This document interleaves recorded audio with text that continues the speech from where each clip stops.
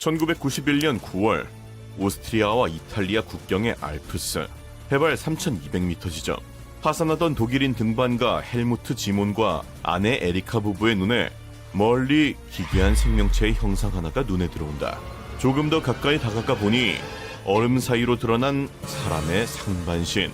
오래전 조난당한 등산객의 시체라고 생각한 부부는 구조대를 불렀고 출동한 구조대는 본격적으로 시신을 꺼내기 시작하는데, 그러나 이때까지만 해도 이 발견이 인류 전체의 역사를 바꿀 거라 생각한 사람은 아무도 없었는데, 그리고 얼마 뒤 시신이 옮겨진 오스트리아 인스부르크의 한 연구실.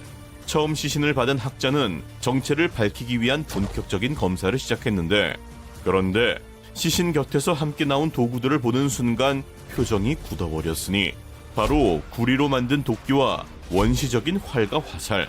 뭔가 심상치 않음을 느낀 학자는 곧바로 연구진을 소집, 방사성 탄소로 연대를 측정하는데 그 결과는 바로 5300년 전 사람이었다.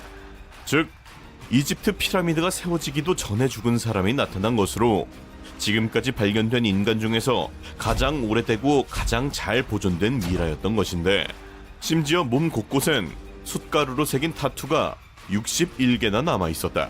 연구진은 시신이 발견된 웨치 계곡의 이름을 따 그에게 웨치라는 이름을 붙였고, 웨치의 실제 얼굴을 복원, 그대로 해부까지 진행해버리는데, 그러나 웨치의 몸속에서는 더욱 충격적인 것들이 쏟아져 나왔으니 5000년이 지났는데도 웨치의 위장엔 마지막으로 먹은 음식이 그대로 남아있었다. 붉은 사슴고기, 야생 염소고기, 그리고 거칠게 빻은 밀. 당시 시대와는 뭔가 다른 이상하리만치 지방이 많은 마지막 식사였는데, 뭔가 잘못되었음을 느낀 과학자들은 음식이 소화된 정도와 몸에 묻은 꽃가루, 신발 밑에 낀 흙까지 싸그리 분석하여 웨치의 마지막 행적을 거꾸로 추적한다. 그 결과 웨치가 죽기 전 며칠 동안 이동한 경로가 하나씩 드러나기 시작하였으니 그의 마지막은 무언가에 쫓기듯 급하게 더 높은 곳으로 올라간 흔적이었다. 심지어 그가 들고 있던 활은 아직 완성되지도 않았고 화살 대부분도 쏠 수 없는 미완성 상태. 마치 준비할 새도 없이 쫓기던 사람처럼 보였는데, 그의 몸을 정밀 촬영한 순간 충격적인 진실이 드러났으니 바로 왼쪽 어깨 깊숙한 곳에 박혀있는 돌 화살촉을 발견한 것.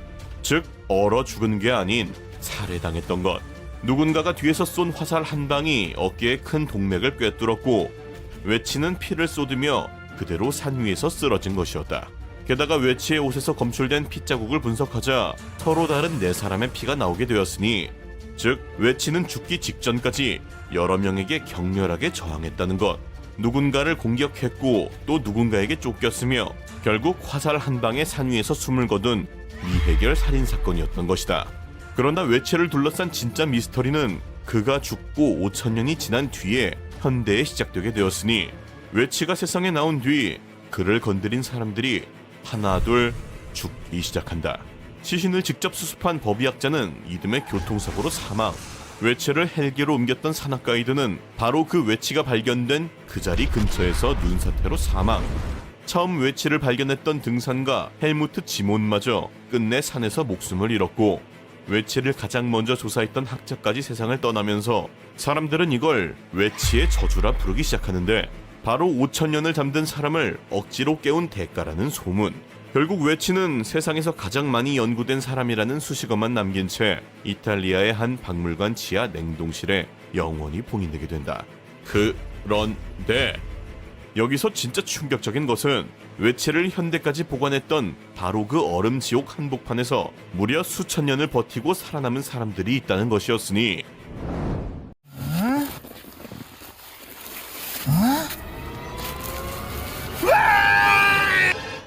빙하기. 영하 40도의 극악스러운 추위와 시속 100km의 칼바람이 온몸을 찢어버리는 극한의 시기. 단 10분이면 피부가 얼어붙고 30분이면 심장이 멈추는 현대 인류도 생존을 장담할 수 없는 이 시기를 무려 3만 년 전에, 그것도 1, 2년이 아닌 무려 수천 년 동안이나 버텨낸 종족이 있었으니 우리는 이들을 빙하기 원시인이라 부른다. 빙하기 하면 가장 먼저 떠오르는 것은 바로 추위. 그러나 사실 그보다 무서운 적은 바로 바람이었으니, 빙하기의 바람은 무려 시속 100km. 이 바람 속에서 피부는 딱 10분이면 얼어붙고 폐로 들어간 공기는 호흡 자체를 마비시켜버린다. 이에 따라 빙하기를 맞이한 고대 인류가 바람을 피해 동굴로 도망쳤을 거라 생각하는 경우가 많은데, 그러나 사실 동굴은 생각만큼 완벽한 피난처가 아니다. 일단 동굴은 습하기 때문에 차가운 습기가 체온을 빼앗아가는 속도가 마른 추위의 몇 배, 옷이 젖으면 안 입은 것보다 더 추운 것과 같은 원리로 몇 시간이면 가죽옷은 축축해지고 그 축축한 옷이 체온을 더 빠르게 빨아들이기 시작하는 것이다. 심지어 동굴에서 불을 피울 경우 연기가 밖으로 빠져나가지 못하고 천장에 고여 사람의 폐로 들어오기 시작. 눈은 따갑고 숨을 쉴 수조차 없다. 하루 이틀도 아닌 몇 달을 그 연기 속에서 산다는 건 사실상 스스로의 무덤을 파는 것과 다를 바 없는 행위인데, 게다가 결정적인 문제가 또 하나 있었으니 빙하기 인류의 주요 식량이었던 매머드와 술록은 보통 계속해서 이동을 하면서 지내기에 사냥감이 이동을 하면 사람 역시 이를 쫓아 이동해야 했던 것. 보통 동굴은 화산지대나 해안 절벽 같은 특정 지형에만 존재하기 때문에 사냥감을 따라가지 않고 동굴에 묶여 있으면 굶어 죽는다. 즉 여러 가지 측면에서 동굴은 임시 거처일 뿐 우리의 상상처럼 수천 년의 빙하기를 견뎌내는 장소로는 적합하지 않은데, 그렇다면 빙하기 원시인들은 도대체 어떻게 살아남은 것일까? 답은 바로 발밑에 있었으니 빙하기 인류가 살아남기 위해 가장 먼저 한 일은 바로 땅 파기. 지표면은 보통 영하 40도까지 떨어지는 데 비해 딱 1m만 파고 내려가도 바로 영상권으로 올라오고, 심지어 2m 깊이만 들어가면 연중 10도 정도가 유지되는 곳이 많았던 것. 즉 땅만 잘 파면 빙하기의 온도 문제는 해결할 수 있었다는 건데, 그러나 여기서 진짜 문제는 땅을 파는 것이 아닌 그 위에 벽돌을 세우는 것이었는데, 빙하기 평원은 툰드라 지대, 즉 키가 큰 나무는 자라지 못하고 간신히 살아남은 작은 관목도 건축자재로 쓰기엔 너무 약했다. 그렇다고 몇 달마다 매머드를 따라 이동해야 하는 생활에서 매번 무거운 돌을 구해 집을 짓는 것도 현실성이 없는 것. 나무도 안 되고 돌도 안 되는 상황에서 그들이 눈을 돌린 것이 있었으니 그것은 바로 매머드의 사체. 매머드 한 마리의 무게는 수톤으로 한 마리만 잡으면 수십 명이 몇 주를 버틸 수 있었고, 당연히 이 거대한 매머드의 뼈 역시 튼튼하고 거대했다. 빙하기 추위 덕분에 벌판은 천연 냉동고나 다름없었고, 따라서 죽은 뼈들 역시 수천 년이 지나도 썩지 않고 그대로 보존돼 있었던 것. 그렇게 평원 곳곳에 널려있던 천연 건축자재를 모아서 건물을 쌓아 올렸고, 뼈와 뼈 사이의 틈은 술록의 털과 죽과 풀 등으로 메꿔 완벽한 단열 텐트를 만든다. 그러나 추위와 바람을 피했다고 여기서 끝이 아니었으니 빙하기 극지방의 겨울은 6개월 동안 이어졌다. 해가 거의 뜨지 않는 끝없는 어둠. 땅을 파서 지은 좁은 임시 공간에 갇혀 지내야 했던 사람들. 하지만 밖으로 나가면 영하 40도의 칼바람이 기다리고 있다. 빛이 없고 움직일 수 없고 변화가 없는 환경. 반년 동안 같은 얼굴만 보며 바깥 출입도 못하는 빙하기 원시인들의 정신은 무너지기 시작하는데, 이를 극복하기 위해 고민 끝에 만든 해결법은 바로 방 나누기, 즉 주거지 내부를 여러 구역으로 나누는 것이었다. 불 피우고 조리하는 공간, 도구를 만들고 손질하는 작업 공간, 누워서 쉬는 수면 공간. 이 세 개 구역이 명확히 분리되어 한 공간에 계속 같이 있지 않도록 숨 쉴 틈을 만들었고, 추가로 뼈를 깎고 바늘을 만들어 상하에 무늬를 새기고 작은 조각상을 빚는 일, 즉 취미 활동을 추가해 정신을 몰입할 곳을 만든다. 빙하기 유적에서 발견된 정교하게 깎아낸 동물 조각, 섬세한 무늬가 새겨진 뼈 장신구 등은 무료함과 우울을 손끝에 쏟아부은 생존 도구였던 것. 그렇게 다양한 생존 방식으로 영겁의 추위를 버텨낸 인류는 마침내 태양의 지구를 맞이하게 되고 점차 현대의 우리의 모습으로 발전해 나가게 된다. 그러나 사실 여기서 더욱 주목해야 할 부분은 빙하기 이전의 시대, 즉 아무것도 없던 태초의 시작점인데, 수만 년 전 지구에는 5종류의 인간종이 살고 있었으니 현재 우리보다 뇌가 크고 강한 신체를 가진 종들이었다. 하지만 끝까지 살아남은 건 우리 인간종 딱 한 종뿐이었으니 나머지 넷은 도대체 어디로 사라진 걸까? 수십만 년 동안 유럽과 서아시아를 통째로 지배한 인간종 네안데르탈. 우리 사피엔스가 아직 아프리카에 머물고 있을 때 이 종은 이미 얼어붙은 유럽을 제 집처럼 누비고 있었으니 뇌는 우리보다 10%나 더 컸으며 팔은 2배나 두꺼운 근대 스타일이었다. 탄탄한 체격답게 사냥 방식 역시 그냥 정면 승부. 원거리 무기 따위 필요 없었으니 그냥 나무 막대기에 돌 하나 묶어서 매머드 옆구리에 직접 파고들어 버린다. 게다가 영하 20도 유럽 한겨울에도 끄떡 없었으니 아예 자체 방한복까지 입고 태어난 인자강 그 자체. 그렇게 이 인자강들이 버틴 시간은 무려 30만 년이었다. 사실 스펙만 보면 우리가 아닌 이 인간종이 최후의 승자여야 정상인데, 그러나 이 강해 보이는 종은 딱 2가지 때문에 처참히 무너져버리고 말았으니, 첫째, 쪽수. 반무리가 고작 15에서 20명 정도였으니 옆 동굴에 다른 무리가 살아도 협력 따위 하지 않는 아싸였던 것. 협력이 없으니 발전 또한 더뎠다. 둘째, 식단 몰빵. 이들의 주요 식사는 매머드, 들소, 사슴. 칼로리 대부분을 대형 사냥감 하나에 올인하였으니 결국 빙하기가 깊어지며 숲이 줄고 사냥감이 사라지자 네안데르탈에겐 먹을 것 자체가 사라져버린다. 즉 30만 년 동안 매머드 때려잡는 것 말곤 할 줄 아는 게 없었던 거다. 결국 유럽의 어느 동굴에서 마지막 네안데르탈이 눈을 감으며 가장 강했던 종이 가장 먼저 사라지게 되는데, 그러나 이는 겨우 시작에 불과하였으니 시베리아의 어둡고 깊은 동굴, 손가락뼈 하나가 발견된다. DNA 분석 결과 그 충격적인 정체는 바로 고대종 데니소바. 지금껏 그 어떠한 흔적도 보이지 않던 거대한 고대종의 실마리가 드러난 순간이었다. 조사 결과 이 종은 대륙 절반을 누볐으니 얼어붙은 시베리아 동굴부터 푹푹 찌는 열대 정글까지 극과 극인 땅을 모두 적응해 돌아다녔던 인자강이었던 것. 그런데 여기서 충격적인 것은 따로 있었으니 이 종이 언제 어떻게 사라졌는지까지도 아직까지 아무도 모른다는 것. 그저 원인 불명의 사건으로 데니소바가 멸종했다는 것만 간신히 추측하고 있다고.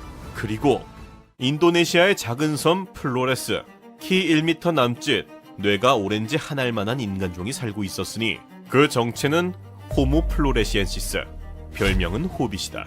그러나 키가 작다고 얕보면 안 되는 것이 3m짜리 코모도 왕도바뱀이 어슬렁거리는 섬에서 무려 수십만 년을 버텨낸 종인데, 원래 섬이라는 곳은 생물의 크기를 기묘하게 비트는 특성이 있다. 먹이가 부족한 섬에선 덩치 큰 몸이 오히려 짐이 되다 보니 큰 동물은 세대를 거치며 점점 작아지고 반대로 천적이 없는 작은 동물은 점점 커지는데, 호빗은 그 생존의 정글에서 작은 몸 하나로 수십만 년을 버텨낸 것. 그러나 호빗을 살린 그 섬이 동시에 호빗을 가둔 감옥이었으니 작은 몸은 이 섬에 완벽하게 맞춰진 몸. 바꿔 말하면 이 섬을 벗어나는 순간 아무 쓸모없는 몸뚱아리가 된다. 대륙 이동 등으로 섬의 환경이 바뀌게 되자 호빗은 이 섬과 함께 허무하게 사라지고 만다. 네안데르탈, 데니소바, 호빗, 이들을 제치고 최후로 살아남은 건 이 중에서 가장 볼품없던 종이었으니 이빨이 가장 약했고 뼈가 가장 가늘고 혼자 두면 생존력이 바닥이던 종. 네안데르탈이 맨손으로 매머드를 잡을 때 토끼 한 마리도 놓치고 있었던 현재 인간종 호모 사피엔스다. 그렇다면 수많은 다른 인간종들이 죽어나가는 사이 가장 약했던 이 종은 도대체 어떻게 살아남을 수 있었을까? 그 이유는 단순하였으니 바로 사라진 종들은 하나같이 너무 완벽해서였다. 한 환경에 딱 맞게 진화한 매머드만 잡는 몸, 이 섬에만 맞는 몸. 그러나 완벽하게 맞춘 열쇠는 자물쇠가 바뀌는 순간 쓸모없는 쇳덩이가 된다. 세상이 뒤집혔을 때 이 종들에겐 꺼낼 카드가 없었으니 이 종들이 죽은 건 약해서가 아니라 환경에 너무 완벽하게 진화했기 때문이다. 그러나 가장 약했던 사피엔스는 정반대를 택했으니 완벽한 순수 혈통을 버리고 아무나랑 닥치는 대로 교미를 하기 시작한 거다. 5만 년 전 유럽 어딘가의 강가, 사피엔스 무리가 낯선 땅에 발을 디딘다. 키가 크지도 팔뚝에 힘이 넘치지도 않는 볼품없는 무리. 그때 맞은편에서 네안데르탈 무리를 마주치게 된다. 보통 낯선 종을 만나면 싸우거나 도망치기 마련. 힘으로는 사피엔스가 한참 밀렸으니 도망이 정상이었다. 근데 이 약한 무리는 이상한 행동을 하기 시작하였으니 네안데르탈에게 다가가더니 그들과 교미를 한다. 그렇게 한 번, 두 번, 100년, 1000년, 7000년, 그렇게 무려 7000년 동안이나 다른 종들과 계속해서 교미를 해서 잡종의 잡종으로 거듭나게 되는데, 그렇다면 사피엔스는 왜 이렇게까지 교미를 한 것일까? 이것은 철저한 생존 전략이었으니 네안데르탈은 유럽 땅에서 30만 년을 버틴 종, 그 긴 세월 동안 유럽의 병원체와 추위에 맞서 몸 안에 DNA 방어막을 쌓아뒀다. 말하자면 30만 년치 보안 패치가 깔린 운영체제. 그러나 사피엔스는 아프리카에서 막 건너온 신참, 유럽 바이러스 면역이 사실상 제로였다. 그런데 이 네안데르탈과 교미하면 그 방어막을 통째로 복사해 오는 것, 예방접종을 공짜로 맞은 셈이다. 데니소바와 교미하면서는 다양한 지형의 적응 DNA까지 얻었으니 교배는 낭만이 아닌 핵심 기술을 가져오는 인수합병이었던 것이다. 그러나 잡종 교배에는 항상 부작용이 따르는 법이었으니 그 대가는 수만 년이 지난 2020년에 날아오게 된다. 최악의 바이러스 코로나. 똑같이 코로나에 걸렸는데 누구는 가볍게 넘기고 누구는 중환자실로 실려간다. 도대체 왜 이런 차이가 생긴 걸까?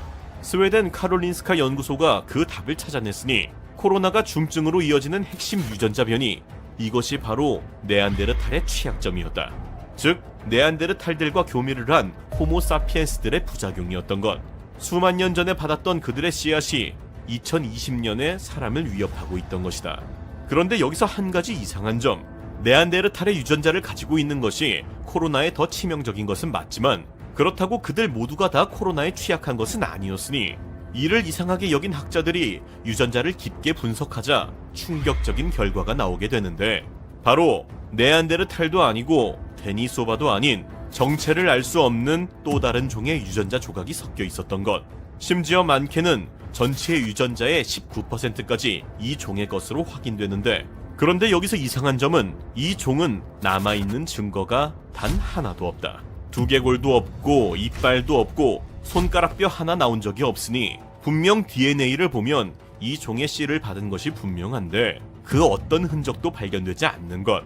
학자들은 이 종을 유령종이라 명명한다. 그리고 이때부터 판이 완전히 뒤집히게 되었으니 뭔가 이상함을 느낀 학자들이 네안데르탈과 데니소바의 유전자를 분석해본 결과 그들 역시 자기보다 더 오래된 초고대종과 섞여 있었던 것인데, 처음부터 이 지구 위에 순수 혈통이었던 종은 단 하나도 없었으니 마치 생존 공식이 작종이기라도 한 듯 순수 혈통을 지키는 순간 그 종은 전부 사라졌고 닥치는 대로 다른 종과 교미를 한 종만이 끝까지 남았다.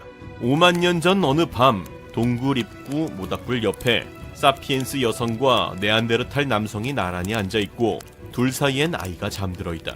이 아이의 두개골은 엄마를 닮았고 턱은 아버지를 닮았으니 그 아이가 살아남아 다른 종과 교미를 하고 그 아이의 아이가 또 살아남아 다른 종과 교미하고 그렇게 수만 번의 밤을 넘기며 간신히 살아남은 그 모습이 지금 거울에 비친 바로 우리의 얼굴이다. 억겁의 전달을 통해 마침내 살아남게 된 사피엔스. 그러나 마침내 생존한 그들이 마주한 것은 따뜻한 햇살이 아닌 영원의 혹한이었으니,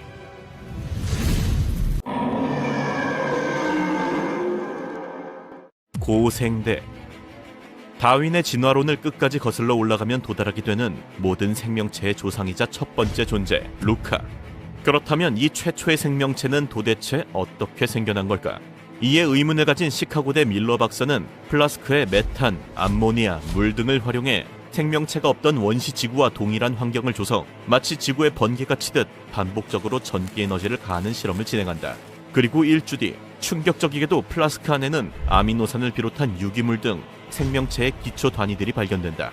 즉 생명체가 없는 곳에 에너지를 가하면 생명체가 만들어질 수 있다는 가능성이 입증된 것. 당시 태양의 대폭발인 슈퍼플레어가 매주 발생하여 지구에 엄청난 에너지를 가했고 영원에 가까운 10억 년 동안 반복되는 행동에 우연의 우연이 겹쳐 그렇게 깊은 바닷속에서 최초의 생명체 루카가 탄생하게 된다.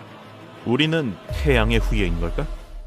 첫 번째 생명체로부터 다시 30억 년에 가까운 억겁의 시간이 지난 지구, 5억 4,200만 년 전 첫 번째 고생대 캄브리아기가 시작된다. 깊은 바닷속에서는 캄브리아기 대폭발로 불리는 생명체들의 진화가 폭발하기 시작. 갑각류, 연체동물, 그리고 벌레의 친척들까지 비로소 우리가 생명체라고 부를 만한 존재들이 마침내 등장하게 된다. 그 대표적인 놈들이 바로 삼엽충. 공부 안 한 나도 이름 정도는 들어본 고생대의 간판 동물로 머리, 몸통, 꼬리처럼 새 부위가 붙어있다는 뜻에서 이름 지어졌는데, 정확히는 한 생명체의 이름이 아니라 2만 종이 넘는 다양한 종들을 통합하여 부르는, 즉 곤충 같은 한 분류의 명칭이었다고. 그 수가 지독하게 많았기에 마치 인간처럼 한때 지구를 지배했던 생명체다. 그러나 이런 삼엽충 따위 그저 맛있는 밥 반찬으로 씹어먹는 존재가 있었으니 바로 캄브리아기 바다의 제왕 아노말로카리스. 이상한 새우라는 뜻의 이름답게 날개 달린 새우 같은 비주얼로 당시 바다를 씹어먹었다고 하는데 녀석의 덩치는 50cm. 물론 나에 비해서는 귀여운 크기로 느껴질 수 있으나 당시 환경상 큰 생명체가 없던 바닷가에서는 가장 큰 사이즈로 삼엽충을 비롯 온갖 생명체들을 야무지게 주워먹고 다니다가 결국 멸종한다. 아노말로카리스뿐만 아니라 산소의 급격한 감소에 따라 생명체들이 줄지어 대멸종하게 되었고 그렇게 캄브리아기는 끝나버리게 된다. 이후 4억 8,830만 년 전 시작된 두 번째 고생대 오르도비스기. 이 괴물 같은 시기의 주요 사건은 바로 다양한 생물의 등장인데 그 중에서도 상위 포식자였던 녀석이 바로 펜테콥테루스 데코라엔시스. 발음 틀려서 두 번 녹음하게 만든 이 녀석은 거대한 발톱과 뾰족한 꼬리를 가지고 있어 일명 바다전갈로 불리는데 녀석들 중 일부는 무려 2m까지 자라버리며 본격적인 대형 괴물들의 시작을 알리게 된다. 심지어 추정 크기 9m까지 자라버리는 카메로케라스도 한따까리 했는데 뾰족한 꽃갈콘을 머리에 쓴 오징어 같은 모습으로 덩치에 걸맞게 당시 바다 최상위 포식자 중 하나로 군림하였다고 한다. 그리고 바닷속 식물들 또한 드디어 조금씩 육지로 진출하며 육지의 산소를 만들어냈고 이는 본격적인 육상생물의 탄생으로 이어지게 되었으니 그 시기가 바로 4억 4,370만 년 전 시작된 세 번째 고생대 실루리아기.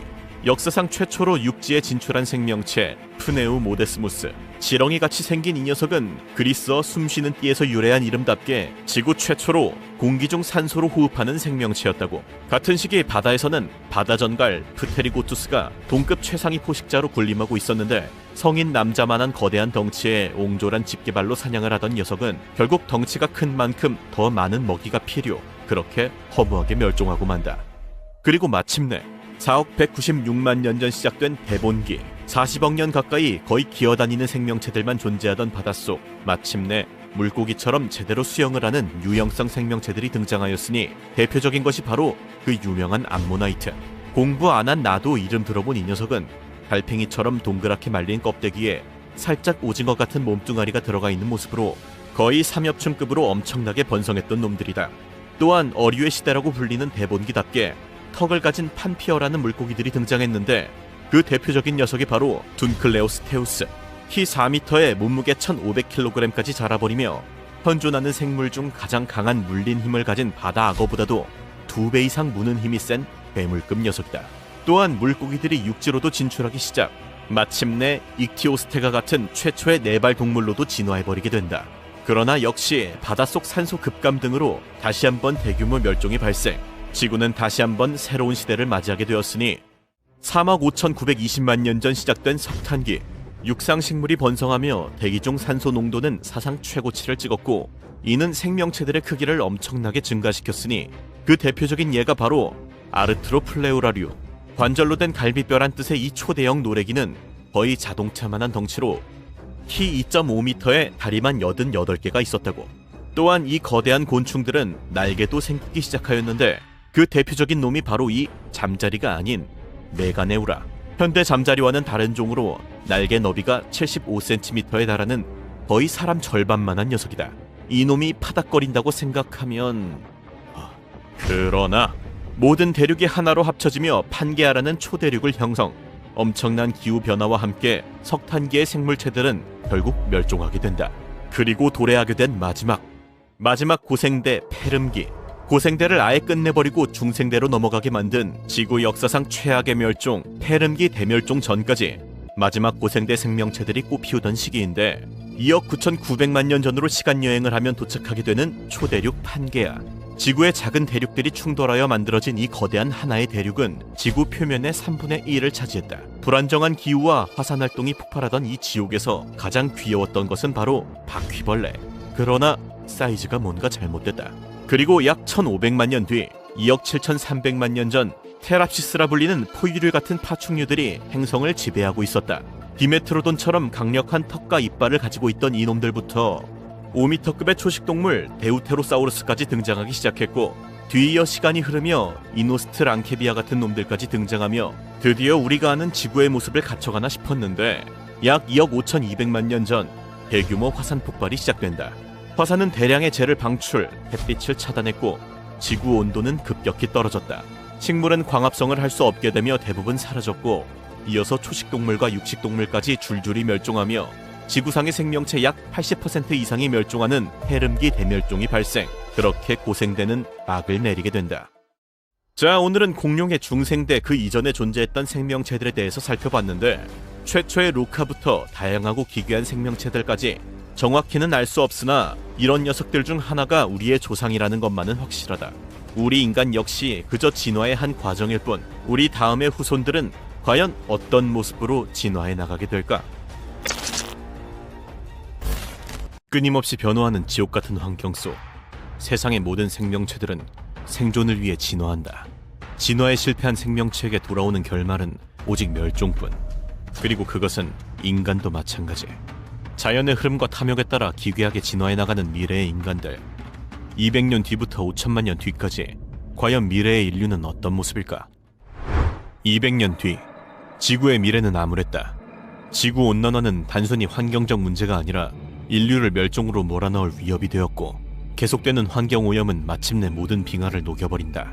해수면은 상상할 수 없을 정도로 상승했고, 뉴욕, 서울, 런던과 같은 거대 도시들은 모두 물속으로 사라졌다. 대지의 대부분은 침수되었고, 인류는 육지에서 더 이상 살아남을 수 없게 된다. 고지대에 남은 일부 사람들은 지옥 같은 시간을 버티며 남아있는 기술력을 총동원, 인류의 생존 방향을 모색하기 시작한다. 살아남기 위한 유일한 방법은 바다에 적응하는 것뿐. 마침내 인류는 자신의 몸을 유전자 조작으로 바꾸기 시작, 바다에서 살아남기 위한 첫 번째 진화를 시작한다. 그렇게 탄생한 신인류는 바로 아쿠아모프. 아쿠아모프의 팔다리는 물속 생활에 완벽히 적응하기 위해 길고 유연하게, 그리고 지느러미처럼 바뀌었으며, 피부 또한 저항을 최소화하며 물속에서 자유롭게 헤엄칠 수 있도록 미끄러워졌다. 눈은 심해의 어둠 속에서도 사물을 정확하게 감지할 수 있도록 둥글고 크게 진화하였으며, 그들의 귀는 더 이상 소리를 듣기 위한 기관이 아닌 물속의 진동을 감지할 수 있는 새로운 감각기관으로 변화하게 된다. 무엇보다 가장 큰 변화는 바로 아가미. 몸에는 물고기나 다를 바 없는 아가미가 생겨 더 이상 물속에서의 호흡을 걱정하지 않게 되었는데, 이쯤 되자 처음에는 육지의 인간들과 교류하며 살아가던 그들도 시간이 흐를수록 점차 바다 깊은 곳에 적응해갔고, 바다의 변화는 그들을 완전히 바꾸기 시작한다. 이제 그들은 인간과의 교류를 서서히 끊고 자신들만의 사회를 구축하기 시작. 시간이 지날수록 아쿠아모프는 점차 육지의 기억을 잃었고, 심해의 깊은 곳에서 인간성마저 상실하게 된다. 그렇게 그들은 인간과 완전히 분리된 완전한 바다 생명체로 진화, 바닷속 깊은 곳에서 고립된 운명으로 영원히 살아가게 된다. 그리고 인간들은 유전자 조작을 통해 바다 생명체로 진화하는 프로젝트를 진행하는 동시에 우주로의 진출도 끊임없이 시도하였는데, 200년간의 연구 끝에 마침내 우주에서도 생존할 수 있는 새로운 인류, 베큐모프가 탄생하게 된다. 베큐모프는 우주의 진공 상태에서 살아남을 수 있도록 진화한 신체 구조를 가지고 있는데, 피부는 두꺼운 막으로 덮여 있으며 수백 수천 도씨에 달하는 극한의 온도 변화와 방사선도 견딜 수 있었다. 호흡기관은 이미 퇴화해 산소가 없는 진공의 우주에서도 생존이 가능하게 되었다. 실로 엄청난 진화에 이들은 인류의 희망으로 떠오르게 되었는데, 그러나 이미 우주에서 완전히 자급자족이 가능해진 베큐모프에게는 더 이상 지구의 인간들이 필요치 않았다. 그들은 서서히 지구와의 관계를 끊어가게 되었고, 우주의 극한 상황을 떠돌며 최후의 인간성마저 잃게 된다. 마침내 인간과는 완전히 분리된 새로운 종족으로 진화하게 되었으나, 치명적이게도 번식 기능이 없었던 그들은 후손을 남기지 못하고 결국 멸종하고 만다. 그리고 300년 후, 지구는 더 이상 사람들이 살 수 있는 곳이 아니었다. 해수면 상승에 이어 남아있는 대지조차 사막화가 진행되었고, 독성 대기가 지구를 덮쳤다.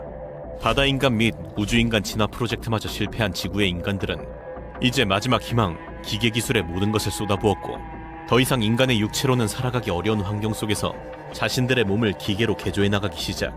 팔, 다리에 이어 몸통과 장기들까지 그렇게 신체를 기계로 바꾼 인간, 마키나디움툼이 등장하게 된다. 기계와 결합된 신체는 매우 강력하였으며, 이제는 심장을 넘어 두뇌까지도 기계로 교체해 나가기 시작한다.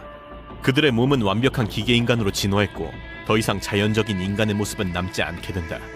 육체적 한계를 뛰어넘은 호모 마키나디움툼은 강력한 기계 신체를 통해 새로운 인간으로 거듭나게 되었고, 기계와 결합된 인간은 더 이상 연약한 존재가 아니었다. 그렇게 마침내 진화를 끝마쳤다고 생각했던 인류에게 어느 날 한 가지 재앙이 닥치게 되었는데, 바로 바이러스. 기술이 아직 완벽하지 않은 상태에서 뇌까지 무리해서 기계로 바꿔버린 그들은 결국 바이러스로 인한 치명적인 결함이 발생, 허무할 정도로 한순간에 멸종하고 만다. 기술이 그들을 살렸지만 동시에 멸망의 원인이 되어 이들은 결국 기계의 몰락과 함께 사라지게 된다. 그리고 500년 후 지구에는 빙하기가 찾아온다. 마치 오염된 지구를 리셋하려는 듯 극심한 온도 하락이 계속되었고 결국 전 세계를 얼려버리며 생존이 불가능한 환경에 이르게 된다. 모든 생명체는 극심한 추위 속에서 생존을 위한 처절한 진화를 시도하였고 진화에 실패한 생명체는 모두 멸종하게 된다. 그것은 인류 역시 마찬가지. 기계로 변하지 않았던 인간들 역시 대부분 멸종하게 되었고 남아있던 극소수의 인간들은 다시 한번 진화의 갈림길로 내몰린다. 그들은 다시 한번 유전자 변형 기술에 올인하였고 혹한의 기온에서 생존할 수 있도록 신체를 진화시키기 시작. 그 결과 툰드라 드웰러라는 진화 인간이 탄생하게 된다. 그들의 몸은 마치 짐승과 같았는데 추위를 막아내기 위해 피부는 두꺼운 털로 덮여 있었고 지방층은 두껍게 발달했다. 척박한 환경에 살아남기 위해 팔다리는 두껍고 강해졌으며 그들의 눈은 빛이 거의 없는 어두운 환경에서도 물체를 감지할 수 있도록 진화한다. 그야말로 추위에 완벽히 적응한 신인류. 그렇게 새로운 인류는 잠시 동안 지구에서 살아가게 되는데 그러나 그들의 진화 역시 곧 새로운 문제를 맞이하게 되었으니 바로 자연스러운 자연의 흐름, 즉 빙하기의 끝이었다. 빙하기가 끝나고 다시 온도가 상승하자 지구의 기후는 변하기 시작했고 다시 따뜻해진 지구에서 툰드라 드웰러들의 진화는 오히려 생존을 위협하게 되었다. 추위에 적응한 그들의 몸은 더 이상 따뜻한 기후에 맞설 수 없었고 결국 극지방에 소수만 살아남은 채 그렇게 그들의 진화는 실패로 끝나고 만다. 그러나 현대 문명이 몰락한 뒤 더 이상의 환경오염이 일어나지 않자 지구 또한 원래의 모습을 되찾기 시작했고 과거에는 보지 못했던 푸르른 하늘과 초록빛의 식물들까지 다시 자라났다. 그리고 변화한 환경에 적응한 극소수의 인류는 초원에 사는 초식성 인류인 플레인스 드웰러와 숲에 사는 포레스트 드웰러로 진화하며 끈질긴 인류의 생명을 이어가게 된다. 그리고 1000년 뒤 빙하기 이후 리셋된 지구에서 살아남은 인류는 다시 한번 눈부신 문명을 꽃피운다. 기술 발전은 이전보다 훨씬 빠르게 이루어져 어느새 과거의 수준을 아득히 앞지르기 시작하였다.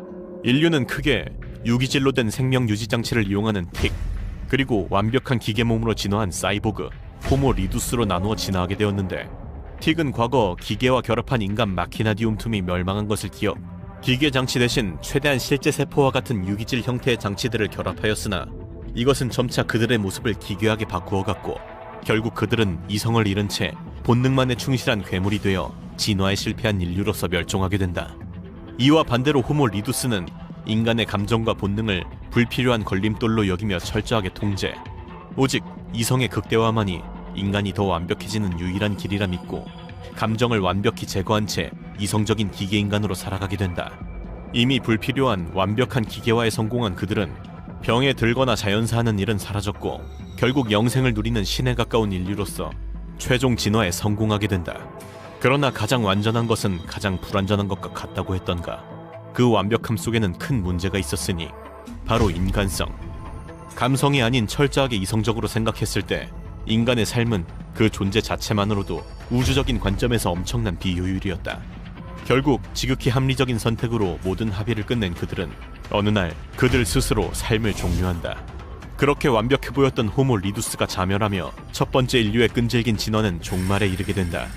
그리고 그로부터 수십만 년 뒤 지구에서 재탄생한 두 번째 인류, 그들은 이전의 기계 인류가 남긴 과학과 지식을 습득하여 기계 문명을 이루 지구를 넘어 우주로 진출하기 시작한다.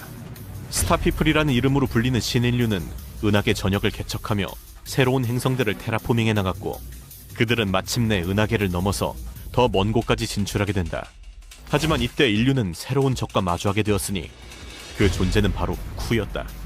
쿠는 인간의 기술 따위 아득하게 넘어선 고도로 발달한 외계 종족으로 자신들이 우주의 생태계를 수호할 신성한 사명을 지니고 있다고 믿고 있었다. 그들은 인류가 테라포밍을 통해 수많은 행성의 생태계를 파괴하는 것을 용납할 수 없었고 쿠의 막강한 기술력 앞에 인류는 허무할 정도로 무력하게 패배하게 된다. 쿠는 패배한 인류에 대한 처벌로 그들을 다양한 형태로 개조시켰고 야생동물부터 애완동물까지 온갖 모습으로 개조된 대용품 인간들은 4천만 년이라는 긴 시간 동안 쿠의 지배하에 처참한 삶을 살아가게 된다. 그리고 4천만 년 뒤 어느 날 쿠는 호련이 등장했던 것처럼 호련이 어딘가로 떠났고 그들이 사라진 빈자리에는 한때 인간이었던 괴상한 인간들로 가득 찬 1000개가 넘는 행성들만이 남아있었는데 쿠가 개조한 뜨거운 태양 근처 불타는 행성 지하에 거주하던 대용품 인간 웜.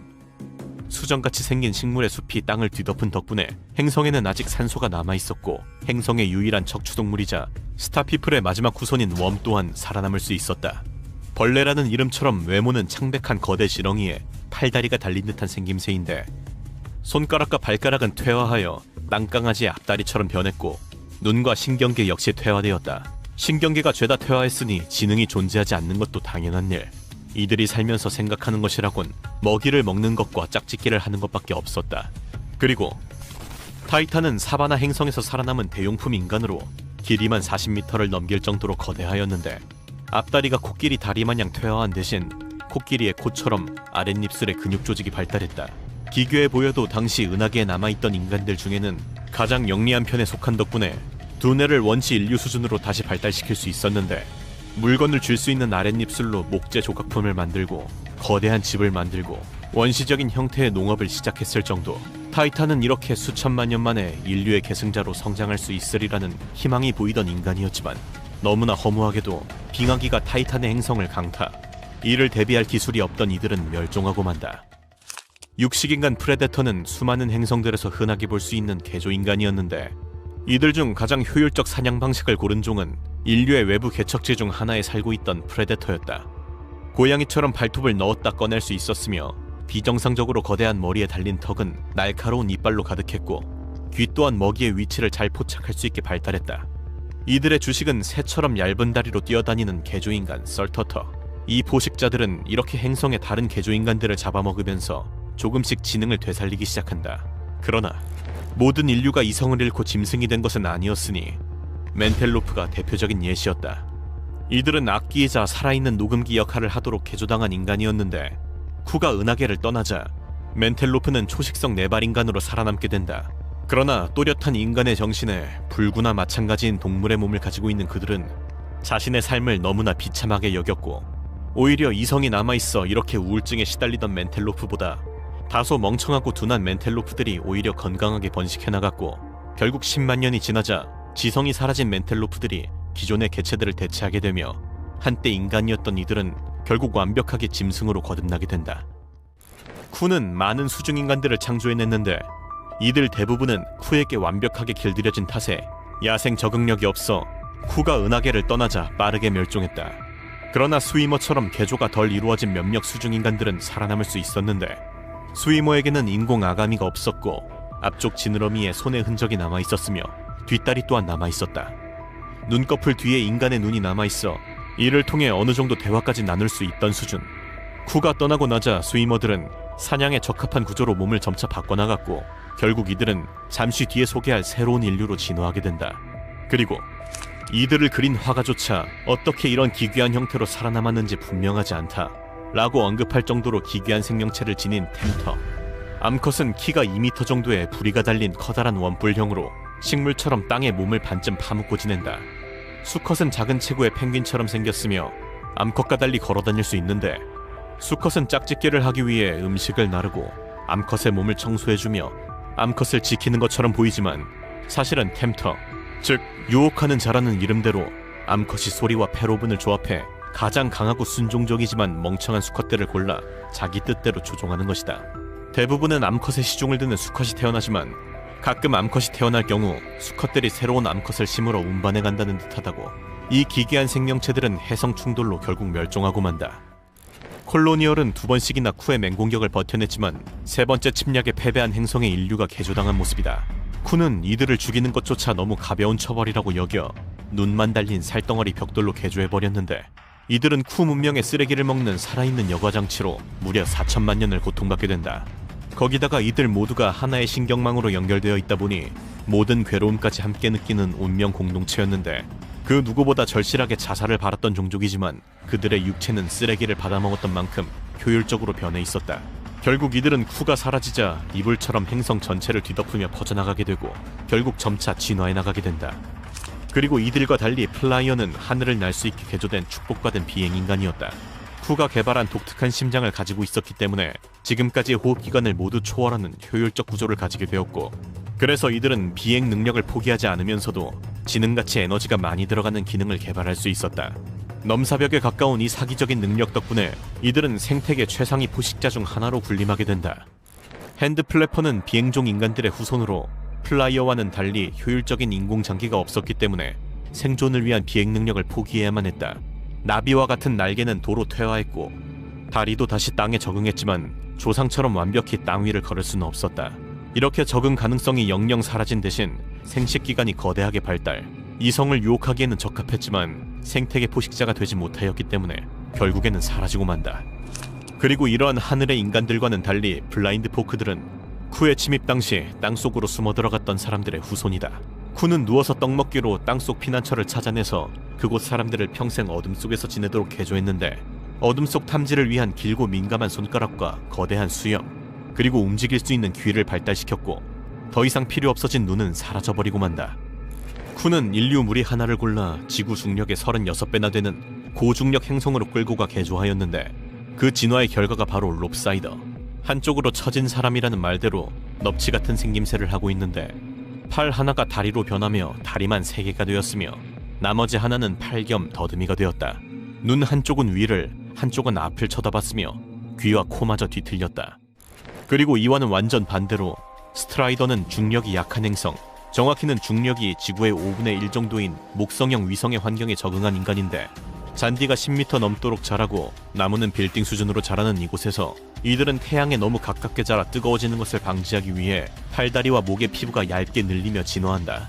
하지만 얇은 만큼 매우 약해 바람이 불어서 넘어지기만 해도 중상을 입을 정도였는데, 쿠가 떠나자 역시나 공룡 같은 형태로 진화한 포식자들에게 잡아먹히기 시작, 결국에는 멸종하고 만다.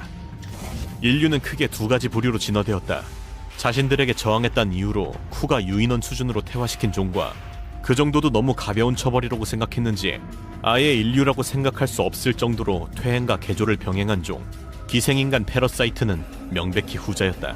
패러사이트는 거북이 크기의 흡혈인간부터 숙주에 붙어 사는 주먹만한 크기의 기생인간까지 다양했으며 심지어는 자국 내에 기생하는 종까지 있었는데, 이들은 다른 인간에게도 귀찮은 존재였다. 쿠가 떠나자 대용품 인간들은 기생인간을 물에 빠뜨리거나 불에 태우는 것도 모자라 먹어서 퇴치하는 법까지 개발해내며 결국 이 기생인간들은 멸종하게 된다. 이와 달리 손가락 낚시꾼 핑거피셔는 행성의 환경에 적응한 인간들인데, 물고기를 낚아 먹기 위해 손가락을 낚싯바늘처럼 진화시켰으며 주둥이는 길어지고 이빨 또한 날카로워졌다.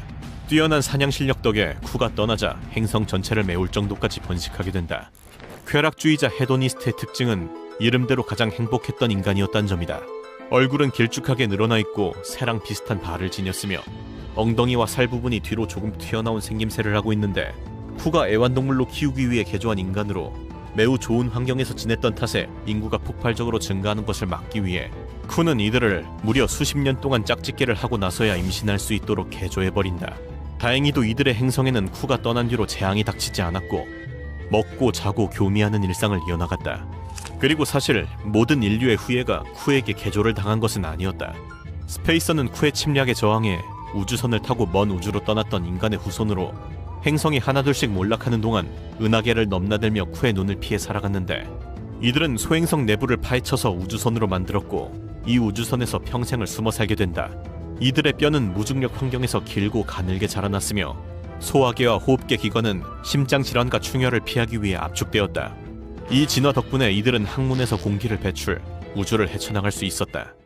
다양한 형태로 개조당한 쿠의 시대 이후 쿠가 떠난 자리에는 몇천 년간 이어진 혼돈의 시대가 계속되었고, 이 긴 암흑기가 지나고 나자 기괴하게 변해버린 인류들은 다시 조금씩 운명을 꽃피우기 시작하였으니 스네이크 피플, 뱀 사람이 바로 대표적인 예시였다. 과거의 개조인간 웜은 여러 가지 형태로 진화해 나갔는데, 이러한 웜의 후손 중 뱀처럼 진화한 것이 바로 이 스네이크 피플. 그들은 뱀의 몸에 달려있는 거대한 손으로 세상을 빠르게 바꾸어 나갔으며 나선형 뇌로 관찰, 사색, 철학적 사고를 하며 다시 한번 지능을 회복하게 된다. 그리고 프레데터의 후손 킬러포크 역시 문명을 이루었는데, 이들은 문명을 이루는 대가로 최고 포식자의 지위를 잃게 된다. 사냥할 때 쓰던 검치는 작고 연약해져 과거 인간 남성들의 생식기처럼 자신을 과시하는 기관이 되었으며, 뾰족한 갈고리 발톱도 간신히 작은 동물을 죽일 수 있을 정도로 작아졌다. 이제 치아와 발톱 대신 총을 이용하여 싸우는 지적 존재로 거듭나게 된다. 툴 브리더는 스위머의 후손이다. 물속에 살던 그들은 불을 이용해 복잡한 도구를 만들기 어렵다는 사실을 깨달았고 자신들 스스로를 도구로 개조하며 번식, 문명을 이어나가게 된다. 그리고 가장 비참한 개조인간 콜로니얼의 후솔, 모듈러 피플. 그들의 조상인 콜로니얼은 시간이 지나자 똑같은 모습에서 벗어나 저마다 분화하여 각기 다른 역할을 하기 시작하였는데 마치 하나하나가 각 세포 역할처럼 각기 다른 기능들을 수행하고 이들이 모두 합쳐져 모두가 함께 생존하는 방식으로 진화하게 된다. 소설 맨 애프터맨과 올 투머로우스에서 각기 다른 모습으로 진화해 나간 미래의 인간들, 다른 종족에 의해 강제로 그리고 살아남기 위해 스스로의 의지로 계속해서 모습을 바꾸어갔고 과거의 인류 모습은 결국 점차 사라져갔다. 하지만 모습은 달라도 그들의 뿌리는 모두 같은 현생 인류. 각 시대는 다른 형태로 인류의 이야기를 계속 이어나가고 있으며 그들의 운명은 서로 연결되어 있다. 과연 인류 진화의 끝은 어디로 이어지게 될까?